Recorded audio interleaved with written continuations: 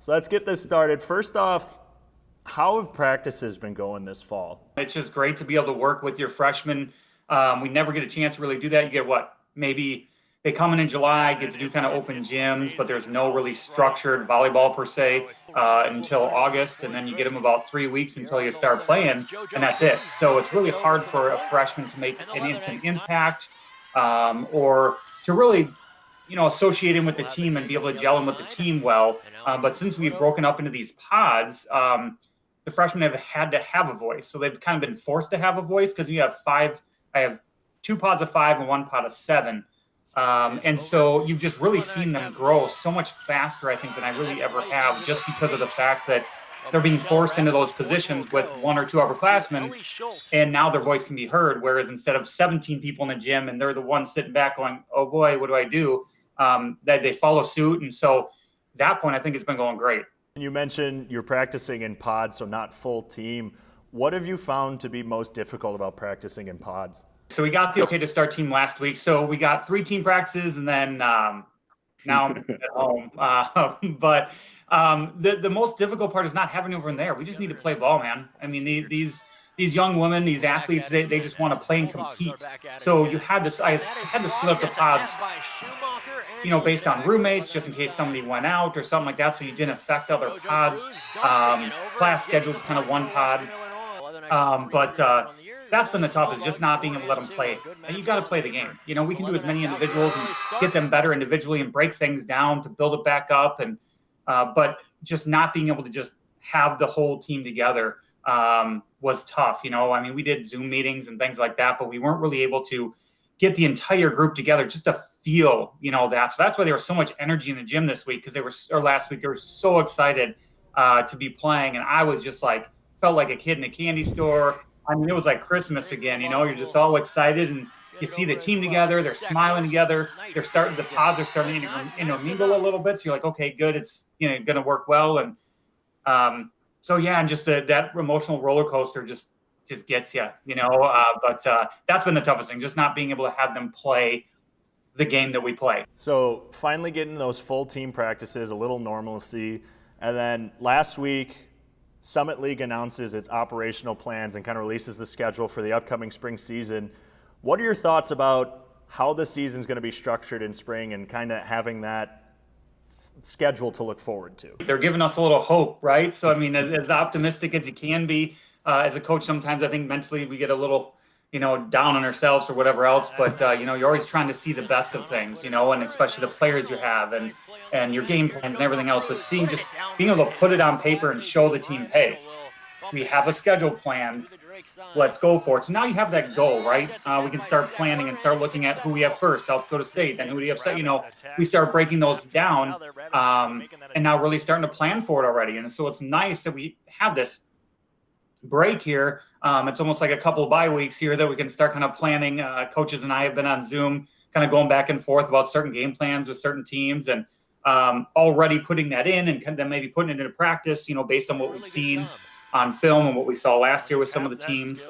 But it's just nice to actually have a schedule and have the idea that there will be a conference tournament, that there will be NCAA championships, because you always want that something to play for, right? So dangling, that little carrot or whatever it is at the end, I don't think we need to, dangle much for them. They just want to play, So for us, it was just one of those things that it just got them even more excited to see that, that there is a schedule and there is this stuff. So I think that's kept them a little more locked in too during this quarantine.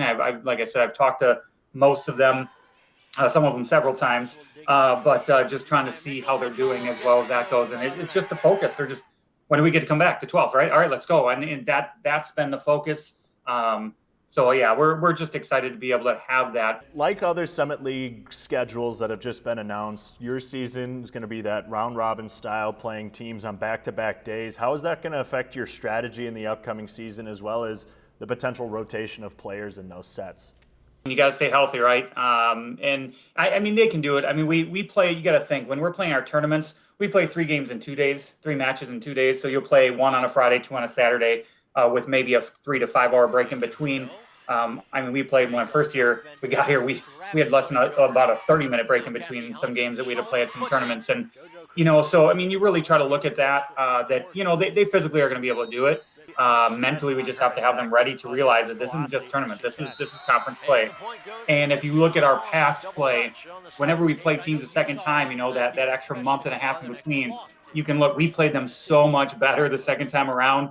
And now we don't get that month and a half in between to prepare game plans and stuff like that. So, and that's going to be on the coaching staff. We have to come with a couple different options. You can't just be stuck in your ways. And it might be more, like you said, getting some different players in that can show them some different looks. And then obviously having those different schemes that we might have to break out in the second or third game that we would have waited to break out, you know, later, or just be, as a coach, just not be afraid to have those changes ready to go. Make sure we have a couple developmental game plans that we're going to use, and don't be afraid to use the bench. You know, if the kids are, you know, playing well, the student athletes are coming out, maybe someone's just having kind of an off day, or they just a bad matchup sometimes, we're going to have to pull that trigger a little faster and say, all right, let's go. Let's make the change. And the team has to understand that too, that, all right, we got, you know, to play them within 24 hours, right? You're going to play the same team twice. That usually doesn't happen.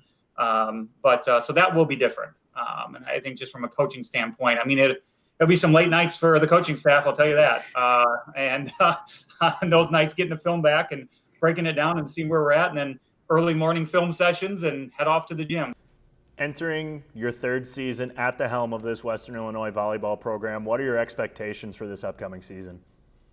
Oh, we want to win, man. That's been from day one. I walked in an hour before the season started my first year, and you know, it was a whirlwind per se. Didn't win a whole lot of matches, but we doubled our wins last year. We are hoping to at least do that this year. But now with the limited schedule, we just want to perform better in the conference than we have, and, you know, make some noise in the conference. Let people know that, you know, we're here and would love to make the conference tournament. They cut it down to 4 teams this year, but I mean, I don't think, you know, that's out of the realm of possibilities for us with this team. And I think there's untapped potential. I think it's, like I said, the athleticism, just the hustle that this group is showing, the ability of them to play together.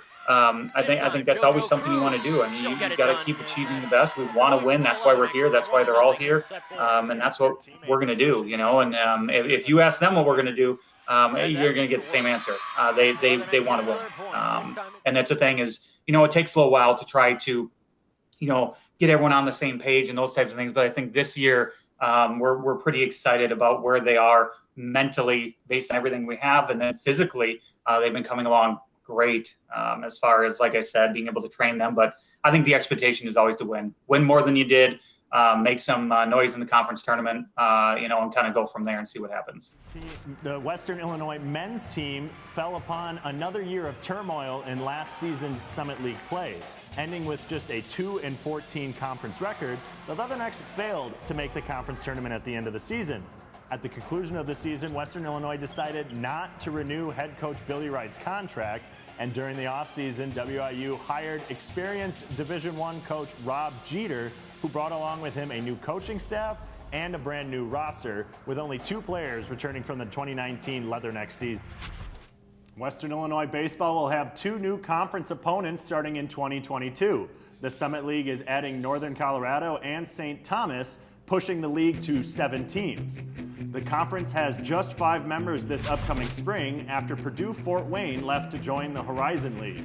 Outside the Summit League, WIU is still working to fill out its non-conference schedule to 2021.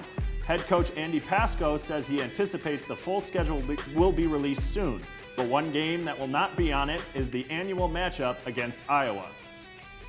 The Big Ten has came out and said that baseball and softball are going to conference only, and we play Iowa every year, so that's one game that's no longer on the schedule, which is a bummer because I mean they're a good program, they're close, it's a fun atmosphere to go play there. So you know, it'll be interesting the course of the next couple months to see what happens with our scheduling and how everything works out.